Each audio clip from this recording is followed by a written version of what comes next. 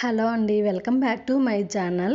ఇవాల్టి వీడియోలో out side లాగా పూరి పొంగుతూ రావాలి అంటే, చేసే ప్రతి పూరి ఇలా పొంగుతూ రావాలి అంటే నేను చేసే విధంగా ఒకసారి ట్రై చేయండి. చాలా బాగా వస్తుంది. ఈ పూరిలోకి కాంబినేషన్ నేనైతే పాలక్ పప్పు అయితే చేశాను. ఒకసారి ఈ పాలక్ పప్పుతో పూరిని ట్రై చేయండి. కాంబినేషన్ అయితే చాలా బాగుంటుంది. ఇక్కడ నేను గోధుమ పిండిని ఒక కప్ అయితే తీసుకున్నానండి. రుచికి సరిపడా సాల్ట్ అయితే వేస్తున్నాను.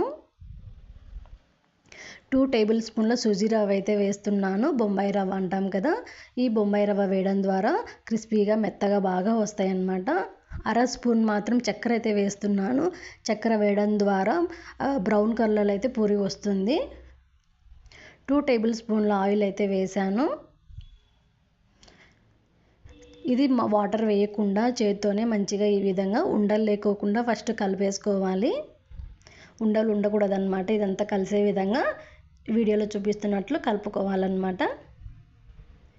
ఇప్పుడు కొద్దిగా వాటర్ అయితే వేసుకుంటూ మనం పిండిని తడుపుకోవాలి. చపాతీ పిండికి ఎట్లా తడుపుకుంటామో అలానే తడుపుకోవాలన్నమాట. కొద్దిగా వాటర్ వేసుకుంటూ ఈ విధంగా తడుపుకున్న తర్వాత 1 స్పూన్ ఆయిల్ అయితే పైన వేసుకోవాలి. ఆయిల్ వేసాక మళ్ళీ ఒకసారి మొత్తము తడిపేసుకొని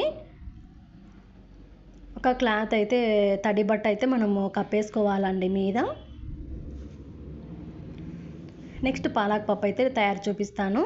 ఇక్కడ కంది బేడలు క్లీన్ చేసేసుకొని ఈ విధంగా డైరెక్ట్ కుక్కర్లోనైతే వేసుకున్నాను. గ్లాస్ వాటర్ అయితే వేసాను. పచ్చిమిర్చి మీ కారానికి సరిపడా పచ్చిమిర్చి అయితే వేసుకోవాలి.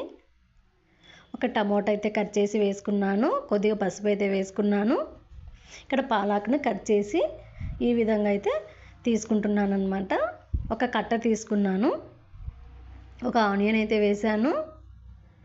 కొద్దిగా ఆయిల్ అయితే వేస్తున్నాను పైకి పొంగకుండా ఉండడానికి. ఒక 3-4 విజిల్స్ వస్తే సరిపోతుందండి. ఈ విధంగా ఉడికిపోయి ఉంటుంది. అందులో రుచికి సరిపడా సాల్ట్ అయితే వేసేసుకొని పప్పు గుత్తితో రుబ్బేసుకోవడమే అన్నమాట. మెత్తగా రుబ్బేసుకోవాలి. ఇప్పుడు వీటికి పోపు అయితే వేసుకోవాలి. పోపుకి ఆవాలు, జీరా, కరివేపాకు, ఎండుమిర్చి, ఆనియన్ అయితే వేసుకున్నాను, వెల్లుల్లి. ఇవి కాస్త ఫ్రై అయిన తర్వాత పప్పులో అయితే వేసేసుకోవాలి. ఇప్పుడు ఒక బౌల్లోకి అయితే మనం తీసి పెట్టుకుందాము. ఇలా లిక్విడ్గా పతలాగా ఉంటేనే పూరీలోకి అయితే చాలా బాగుంటుంది అన్నమాట. ఒకసారి తప్పక ట్రై చేయండి ఇలా. ఇప్పుడు పూరి ఈ విధంగా అయితే తడిసిపోయి ఉంటుందండి. మంచిగా మెత్తగా స్మూత్గా అయి ఉంటుంది అన్నమాట. ఇప్పుడు పూరి ఉండమేని మాదిరిగా కొద్దిగా తీసుకొని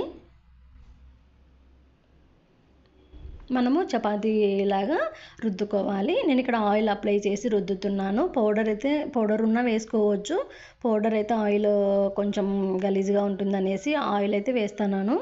ఇక్కడ పూరి ఒత్తేటప్పుడు మనము గట్టిగా అయితే రుద్దకూడదండి. అలా జస్ట్ లైట్గా అనుకుంటూ మనమైతే రుద్దేసుకోవాలన్నమాట. గట్టిగా ప్రెస్ చేసి అయితే మనం రుద్దకూడదు. ఇలా కొంచెం మందంగా అయితే ఉండాలండి. మరీ మందంగా కాదు, కొద్దిగా మందంగా ఉంటే ప్రతి పూరి పొంగుతూ వస్తుంది. ఇప్పుడు ఫ్రైకి సరిపడా ఆయిల్ అయితే వేసుకొని పూరి రెడీ చేసి పెట్టుకున్నాము కదా, ఇప్పుడు ఆయిల్లో వేసేసుకోవడమే. చూడండి, కొద్దిగా మందంగా ఉంటే ఈ విధంగా అన్ని పూరీలు అయితే పొంగుతూ వస్తాయండి. చక్కెర వేసాం కాబట్టి కొద్దిగా బ్రౌన్ కలర్లో అయితే మనకి కనిపిస్తూ ఉంది. చూడండి ఎంత బాగా పొంగిందో. ఇలా అన్ని పూరీలని ఈ విధంగా మనము కాల్చేసుకోవడమే అండి. వేసే ప్రతి పూరి పొంగుతుంది అన్నమాట.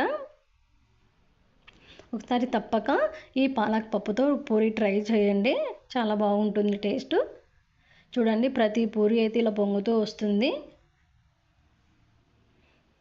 కొద్దిగా మనం పిండి తడిపేటప్పుడు కొద్దిగా సూజీ రవ్వ, చక్కెర కొద్దిగా వేసామంటే ఈ విధంగా అయితే ఉంటుందన్నమాట.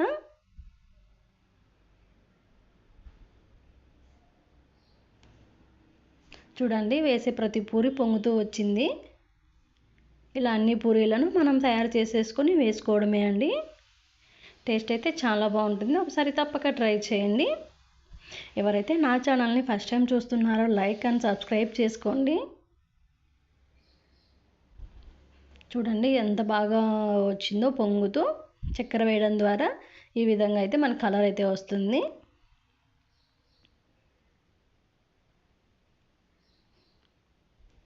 అంతే అండి.